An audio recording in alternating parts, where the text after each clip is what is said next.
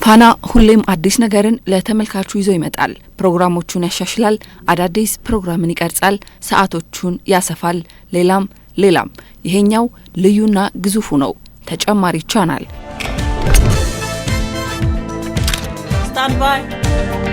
ፋና ፕላስ በተመረጡ የመዝናኛ ዝግጅቶች የቀረበ ሌላኛው የፋና መልክ ነው። ይሄኛው ፋና ፕላስ ብለን የምንጠራው ደግሞ በተጨማሪነት መዝናኛን ስፖርትንና ዶክመንተሪን ዋና ትኩረቱ አድርጎ ይዞ የመጣ ነው። በዚህ ውስጥ እንግዲህ በርካታ አዳዲስ ፕሮግራሞችን አካተናል።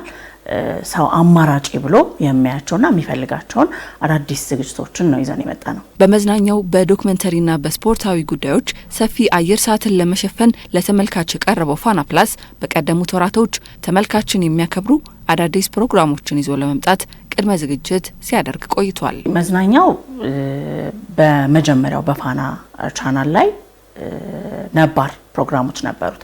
ከዛ በተጨማሪ ግን አሁን ሰዎችን የሚያሳትፉ በጣም ደሳስ የሚሉና የሚወዷቸው ትኩረታቸው ሁሉንም የማህበረሰብ ክፍል ያቀፈ ህፃናትንም ወጣቶችንም አዛውንቶችንም በደንብ ሊያሳትፍ የሚችሉ የተለያዩ ዝግጅቶችን ነው እየተዘጋጀንባቸው ያለ ነው። የዶክመንተሪ ፕሮግራሞቻችን በቀድሞዎቹ ዋልታና ፋና ሰፊ ህዝባዊ ተቀባይነት የአድማጭ ተመልካች አድናቆት የነበራቸው ናቸው። ስለዚህ አዳዲሶቹን ዶክመንተሪዎች ከፍ ባለ የይዘት ጥልቀትና በጥሩ አቀራረብ ይዘን ለመምጣት ከሞላ ጎደል ዝግጅቶቻችንን እናጠናቀናል።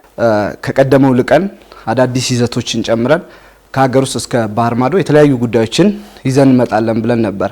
አሁን በቅርቡ ካከናወነው የሴካፋ የአፍሪካ ዋንጫ ማጣሪያ ውድድር ላይ ከ17 ዓመት በታች እንደ ፋና የመጀመሪያ ኤክስፒሪየንስ ያገኘንበትና በጣም በተሳካ ሁኔታ ተደራሽ ያደረግንበትን መመልከት ይቻላል።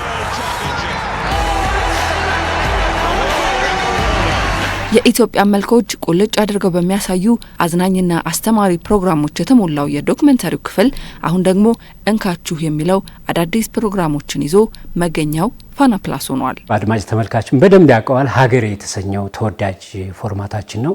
ሁለተኛው ዱካ የተባለ ፕሮግራም ነው። አንድ የሆነ ቦታን ከመነሻው እስከ መጨረሻው የምናስተዋውቅበት ፕሮግራም ነው። ሶስተኛው ፋና ከዋክብት የተሰኘው ፕሮግራማችን ነው። የግለሰብ ግለ ታሪክ የተቋማት ፕሮፋይል የምናቀርብበት ፕሮግራም ነው። የህይወት ዘዬ ስለኔና ስላንቺ በአጠቃላይ ስለ ሰው ልጅ የሚያወራ ነው። ሜጋ አፍሪካ በአገር ቤትን በቀጠናውም በአህጉር ደረጃም ትልልቅ ሜጋ ፕሮጀክቶች የተፈጸሙበት መንገድ ከተቋማት አፈጻጸም ሌላው ማህበረሰብ አድማጭ ተመልካች ቁም ነገር የሚያገኝበት ፎርማት ነው። ዓለም በፋና ስሙ እንደሚያመለክተው በፋና ዓለምን የምናይበት። የሀገር ሰው ስፖርት ይወዳል።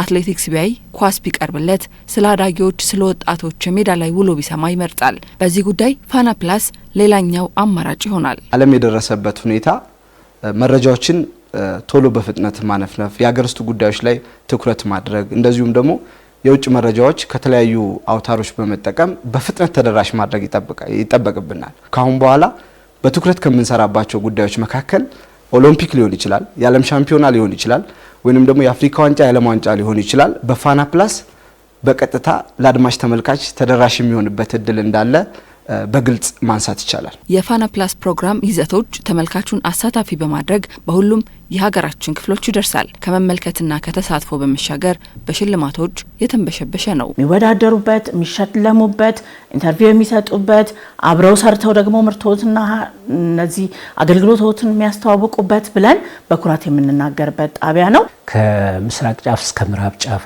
ከሰሜን ጫፍ እስከ ደቡብ ጫፍ ሁሉንም የሀገራችን ክልሎች ቦታዎች፣ ዞኖች የምናካልልበት ነው። አብዛኛዎቹ ግን ገጠር ወርደን እዛው ማህበረሰቡ ጋር ዘልቀን አኗኗሩ ኖረን ነው የምንሰራውና ተደራሽነታቸውም ሰፋ ያሉ ጥልቀት ያላቸው ስለሆኑ በዚህ መንገድ ነው የሚሰሩት። ጊዜውን ያማከሉ ተመልካችን አሳታፊ ያደረጉ ዝግጅቶችን በፋና ፕላስ በኩል ቀርበዋል። ለንግዱ ማህበረሰብ፣ ለአምራቹ ማህበረሰብ እንደ አማራጭ ሆነው የቀረቡ ናቸው።